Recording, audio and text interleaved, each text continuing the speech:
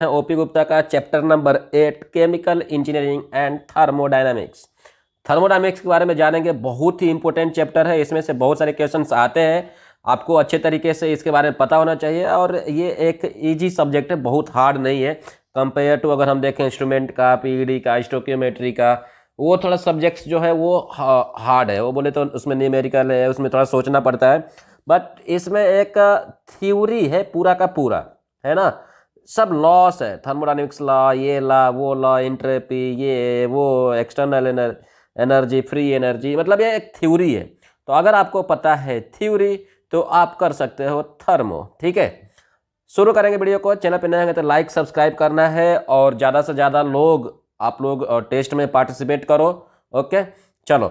सबसे पहला जो क्वेश्चन है दोस्तों वो है आपका, which of the following is an extensive property of A system. अब आपको जानना पड़ेगा extensive property, intensive property actual में होता क्या है। मैंने एक वीडियो बनाया था इस पे कि इंटेंसिव और एक्सटेंसिव प्रॉपर्टी क्या होता है। जो मटेरियल, या आप बोल सकते हो कि जो चीज़ें मास पे डिपेंड करती हैं ना, उसको हम बोलते हैं एक्सटेंसिव प्रॉपर्टी। और जो मास पे नहीं डिपेंड करता है उसको हम बोलते हैं इंटेंसिव प्रॉपर्टी। ठीक है, एक्सटेंसिव और इंटेंसिव। अब देखो, एक्सटेंसिव में जो मास पे डिपेंड करता है वो बहुत सारी चीज़ें हो सकती हैं, जैसे कि वॉल्यूम हो गया।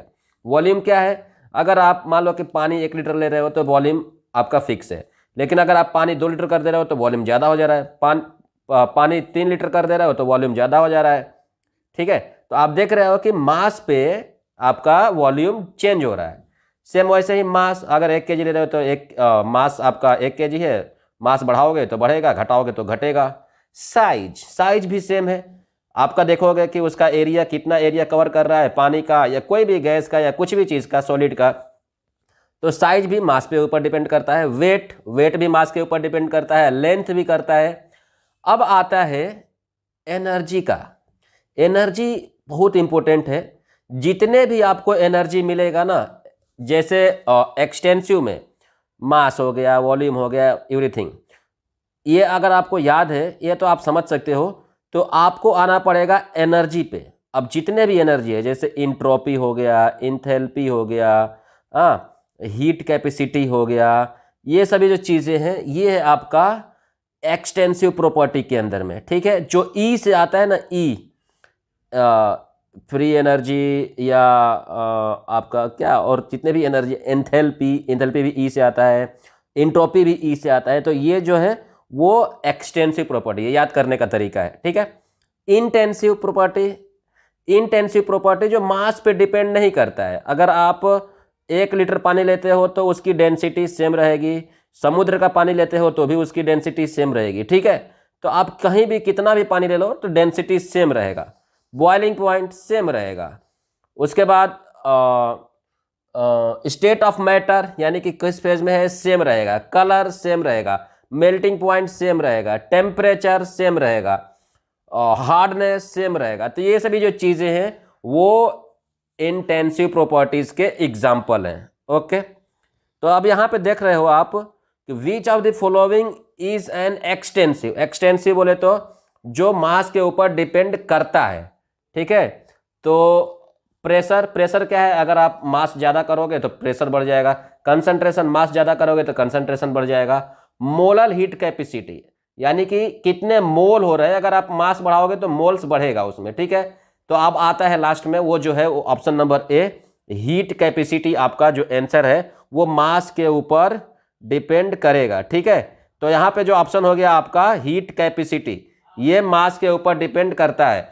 सॉरी, मैंने एक बोल दिया कि molar heat capacity. Molar heat capacity भी नहीं होता है, हीट कैपेसिटी ओनली आपका एक्सटेंसिव प्रॉपर्टी होता है जो मास के ऊपर डिपेंड करता है। ओके, उसके बाद में आ जाते हैं अब, which of the following is a thermodynamic property of A system.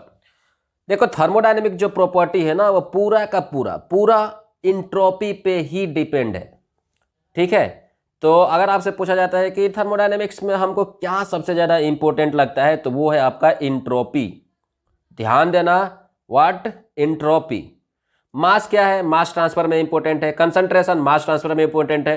Temperature heat transfer में इंपॉर्टेंट है, बट जो थर्मोडायनेमिक्स में जो मेन इंपॉर्टेंट पॉइंट है वो है आपका एंट्रोपी। ठीक है, first law of thermodynamics is mathematically states as.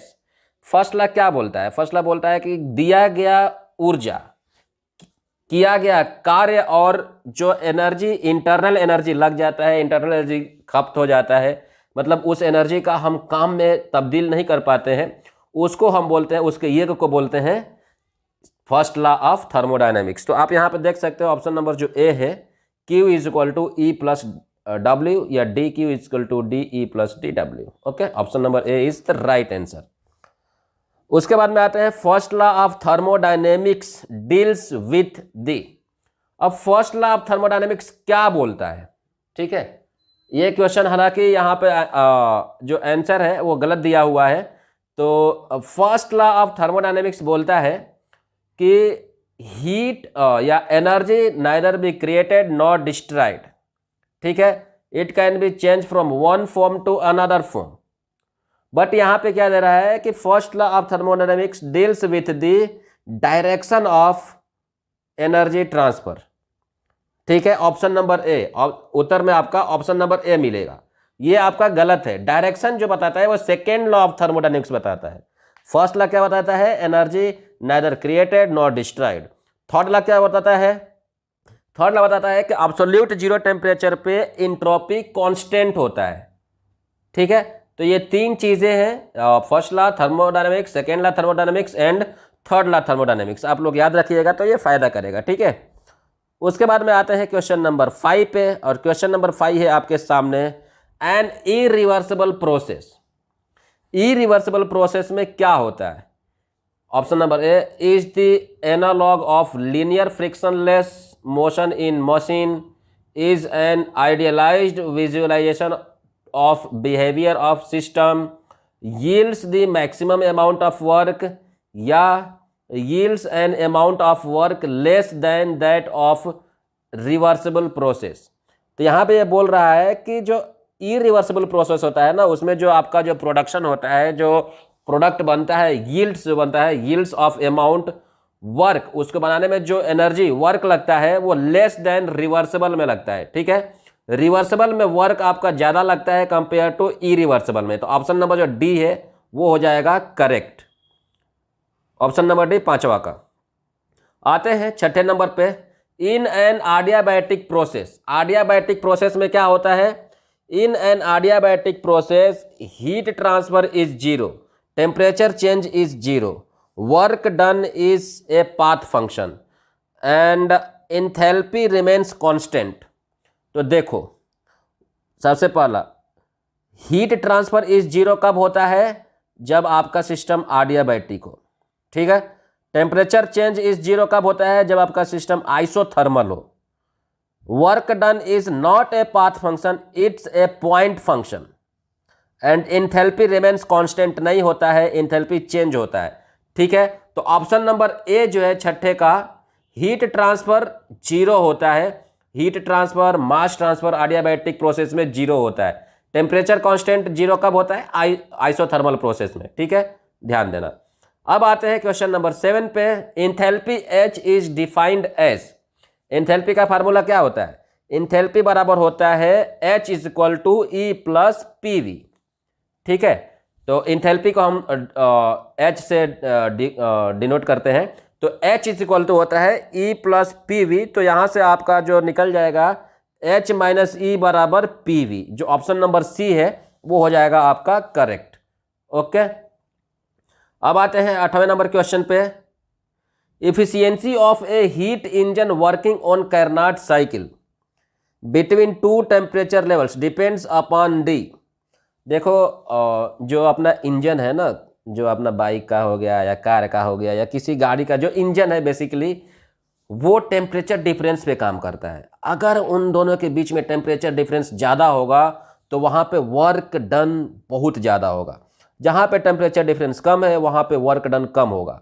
ठीक है, तो यहाँ पे पूछ रहा है कि efficiency of A heat engine working on Carnot cycle between two temperature levels depends upon two temperatures only.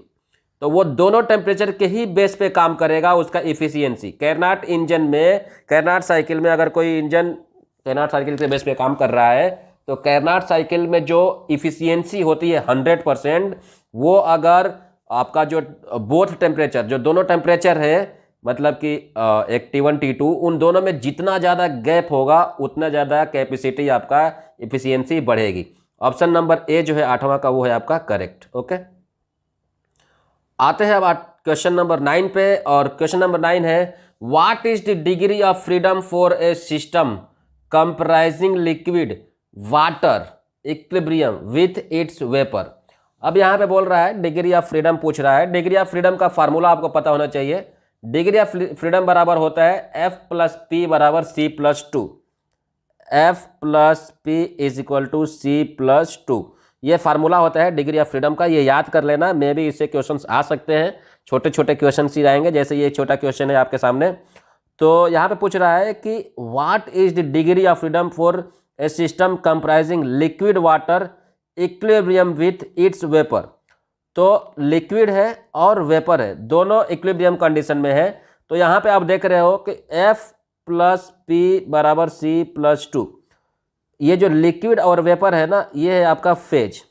तो F प्लस फेज कितना है, एक लिक्विड फेज में है, एक वेपर फेज में है, तो 2 हो गया। ओके, उसके बाद में बराबर C। अब देखो यहाँ पे बोल रहा है कि कंपोनेंट कितना है। अब देखो लिक्विड जो है ना, ये वाटर ही वेपर फॉर्म में है।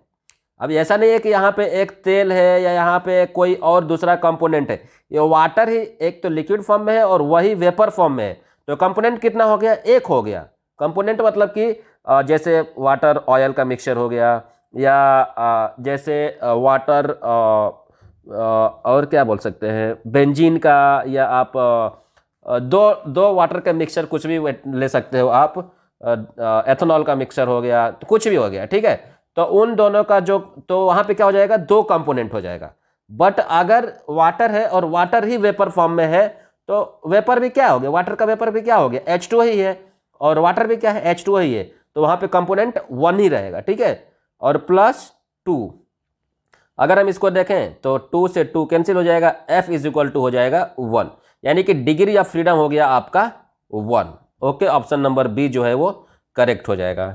Efficiency of a Carnot engine working between temperature T1 and T2. If T1 is less than T2, then the formula will be। तो Carnot इंजन का फार्मूला क्या होता है इफिशियंसी के टर्म में, वो होता है आपका T2 minus T1 upon T2, ठीक है। अगर T1 is less than T2 है, यानी कि T2 बड़ा है, तो T2 minus T1 upon T2। अगर सपोज करो कि T1 बड़ा रहेगा तो T1 माइनस T2 अपन T1, ठीक है। बड़े में से छोटे को घटाना है। ऑप्शन नंबर ए है आपका करेक्ट। 11वें नंबर क्वेश्चन पे आते हैं, और वो है for a constant pressure reversible process. Reversible process है, जैसे आपको बताया था कि रिवर्सिबल प्रोसेस में वर्क ज़्यादा लगता है कंपेयर टू इरिवर्सिबल प्रोसेस में, ठीक है। तो आपका आ गया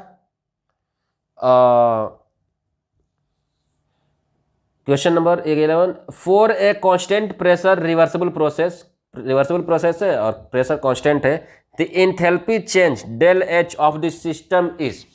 तो ऐसे में आपको क्या करना है, बस एक फार्मूला याद कर लेना है। ये हो जाता है, अगर आप इसका इंटीग्रल निकालोगे, अगर प्रेशर आपका कांस्टेंट है और रिवर्सिबल प्रोसेस है, तो इंटीग्रल Cp dt, ये जो है ना ऑप्शन नंबर सी, वो हो जाएगा आपका करेक्ट, ठीक है। At constant pressure for reversible process enthalpy change system आपका Cp dt हो जाएगा, उसका integral. Internal energy of an ideal gas. अब देखो ये इंपॉर्टेंट क्वेश्चन है, ठीक है। आइडियल गैस का इंटरनल एनर्जी क्या होता है, increases with increase in pressure, decreases with increase in temperature, is independent on temperature and none of this. तो यहाँ पे आप, अगर आपका आइडियल गैस है, तो आइडियल गैस हमेशा चेंज नहीं होता है, मतलब कि उस पर कोई भी चीज़ का आइडियल गैस के इंटरनल एनर्जी पे किसी चीज़ का असर नहीं पड़ता है। तो यहाँ पे बोल रहा है कि इंक्रीजेज डिक्रीजेज, यहाँ पे बोल रहा है टेम्परेचर के साथ इंडिपेंडेंट होता है। जबकि टेम्परेचर अगर बढ़ाएंगे तो वो बढ़ता है, ठीक है। अब किसी भी चीज़ का अगर आप टेम्परेचर बढ़ाते हो तो मोस्टली बढ़ता है, ठीक है। तो यहाँ पे हो जाएगा ऑप्शन नंबर डी। तो 12th का ऑप्शन नंबर डी हो जाएगा आपका करेक्ट। उसके बाद में आते हैं हम equation which relates pressure, volume and temperature of A gas is called the. देखो एक फार्मूला है, एक इक्वेशन है जिसमें प्रेशर, वॉल्यूम, टेम्परेचर सबका रिलेशन है, तो उसको अपने लोग क्या बोलते हैं? उसको अपने लोग बोलते हैं equation of state. Equation of state में आपका प्रेशर आता है, वॉल्यूम आता है, टेम्परेचर आता है, ओके। तो इक्वेशन ऑफ स्टेट का फार्मूला अगर हम देखें तो P इज इक्वल टू होता है RT upon V minus B minus A alpha upon V square plus 2V B plus B square. तो इस फॉर्म में रहता है इक्वेशन ऑफ स्टेट, इसका छोटा फॉर्म भी रहता है। तो ये है आपका, इसमें इक्वेशन ऑफ स्टेट में टेम्परेचर, प्रेशर एंड वॉल्यूम तीनों आता है। तो यहाँ पे क्या बोल रहा है कि equation which relates pressure, volume and temperature of A gas is called the equation of state. अब आते हैं आपका isobaric process, 14 number question. 14 number, isobaric process means a constant. अब आइसोबारिक प्रोसेस में क्या होता है? कांस्टेंट प्रेशर होता है, ठीक है। ये सीधी सी आप याद कर सकते हो उसको। ये देखो, ये जो बार है ना, बार, आइसो मतलब क्या हो गया? कांस्टेंट, ठीक है। आइसोथर्मल, आइसोबारिक, आइसोकोरिक, आइसेंट्रोपिक, ठीक है। तो आइसो मतलब हो गया आपका कांस्टेंट। यहाँ पे आप देख रहे हो बारिक, तो ये जो बार है ना, ये बार आपका प्रेशर का यूनिट है, ठीक है। तो यहाँ से आप समझ सकते हो कि आइसोबारिक मतलब कांस्टेंट प्रेशर। यहाँ पे आप देखो इसेंट्रोपिक दे रहा है 15 नंबर क्वेश्चन पे। इसेंट्रोपिक मतलब कांस्टेंट इंट्रोपी, बट इसमें ऑप्शन नहीं है इंट्रोपी का, ओके। तो यहाँ पे हो जाएगा कांस्टेंट इंट्रोपी, अदरवाइज आप नॉन ऑफ दिस लिख सकते हो। आंसर में आपका वॉल्यूम दिया रहेगा, ठीक है। उसके बाद में आते हैं क्वेश्चन नंबर 16 पे। Throttling process is a constant. Throttling process जो आपका जूल थॉम्सन इफेक्ट होता है, जिसमें अगर आप प्रेशर घटाते हो तो आपका टेम्परेचर घटता है। तो उसमें क्या होता है? गैस को हम लोग स्प्रे करते हैं, बेसिकली फ्लैश करते हैं हाई प्रेशर से लो प्रेशर में। तो वहाँ पे जो गैस है वो लो टेम्परेचर होता है उसका और लिक्विफाई हो जाता है, ठीक है। तो throttling process is a constant enthalpy, entropy या आपका प्रेशर या नॉन ऑफ दिस। तो देखो थ्रोटलिंग प्रोसेस में यानी कि जूल थॉम्सन प्रोसेस में प्रेशर घटेगा, टेम्परेचर घटेगा और वहाँ पे इंट्रोपी भी घटेगी। एंथैल्पी जो रहेगा वो कांस्टेंट रहेगा, ठीक है। तो यहाँ पे जो ऑप्शन हो जाएगा आपका एंथैल्पी। उसके बाद में आते हैं क्वेश्चन नंबर 17 पे। The point eight which all the three solid liquid gases phase coexist is known as triple point या एक्टिक पॉइंट, कुछ भी बोल सकते हो, ठीक है। तो एक ऐसा पॉइंट जहाँ पे लिक्विड, सॉलिड, गैस तीनों पाए जाते हैं, तो उसको हम बोलते हैं ट्रिपल पॉइंट।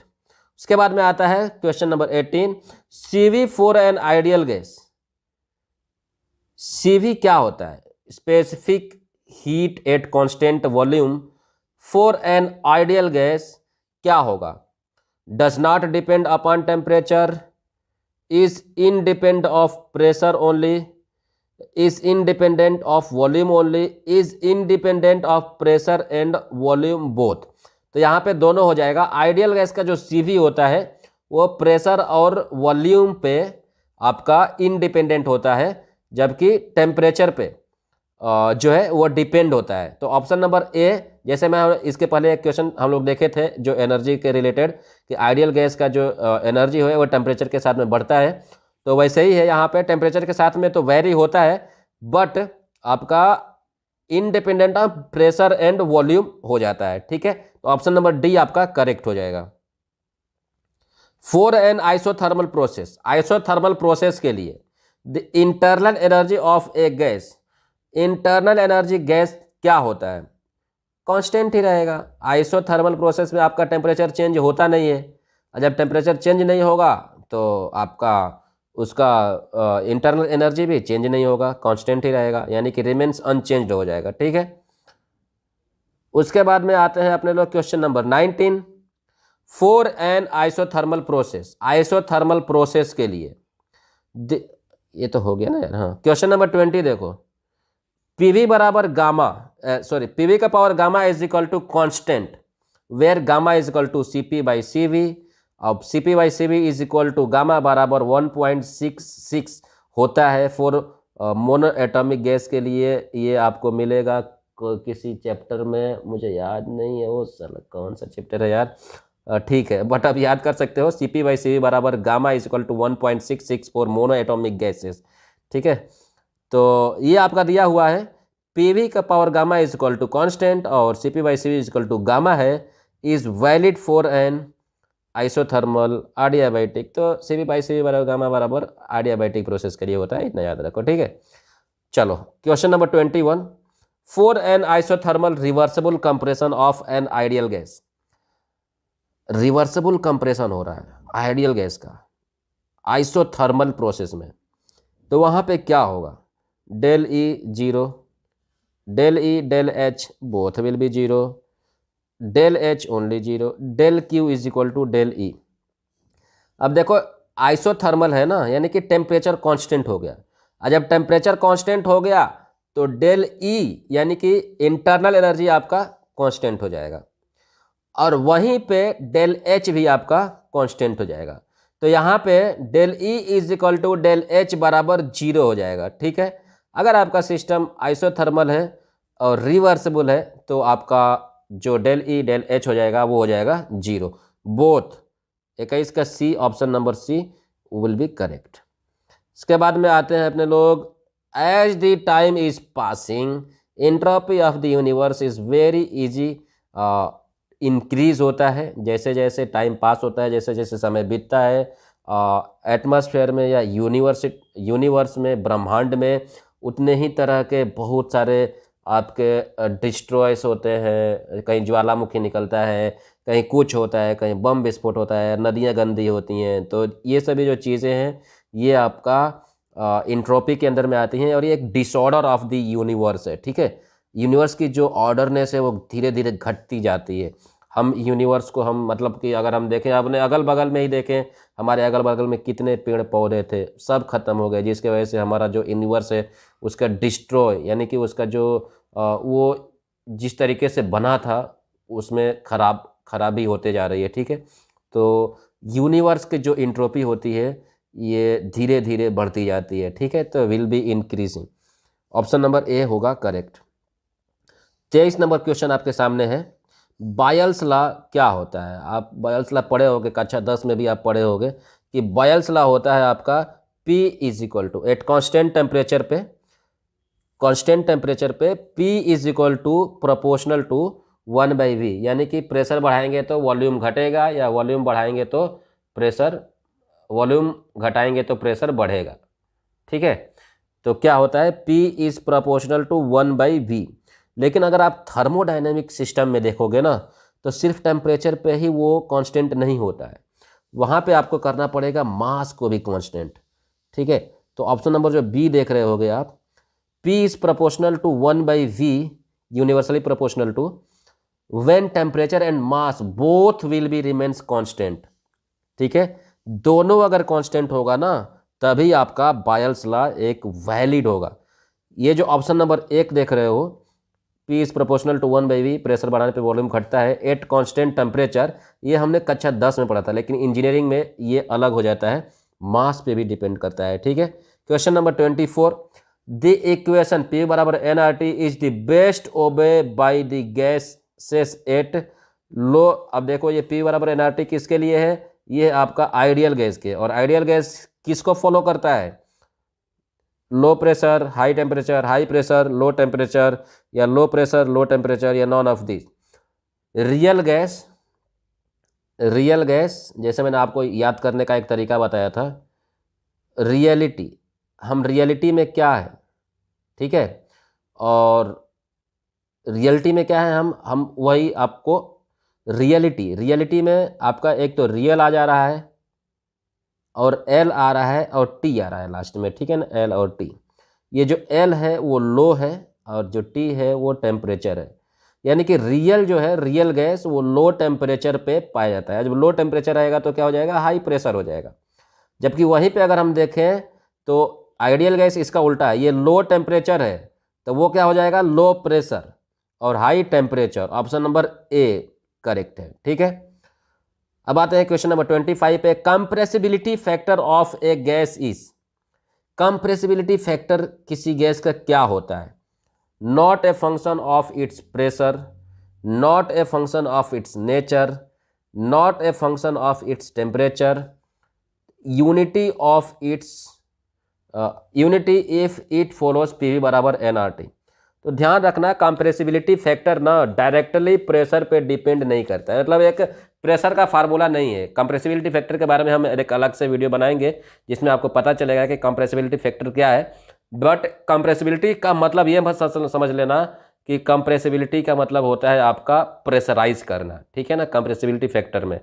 तो ऑप्शन नंबर जो ए है वो आपका करेक्ट है। प्रेशर का ये फंक्शन नहीं है, इसका जो फंक्शन है वो अलग है। मुझे फार्मूला अभी याद नहीं आ रहा है कंप्रेसिबिलिटी फैक्टर का, F1/F2 कुछ तो होता है यार, मैं बनाऊंगा इसके बारे में वीडियो, ठीक है। तो मिलते हैं अगले वीडियो में यार। ये 25 वीडियोस था, क्वेश्चंस था जिसको मैंने कंप्लीट कर लिया है। 700 क्वेश्चंस को कंप्लीट करना है फटाफट इसको, और चैनल पर नए हो गए तो सब्सक्राइब जरूर करना। वैसे तो आप लोग पुराने ही हो, लेकिन अपने दोस्तों से बोलिए सब्सक्राइब करने के लिए और ज़्यादा से ज़्यादा जुड़ने के लिए। मिलते हैं अगले वीडियो में। Till then, God bless you all.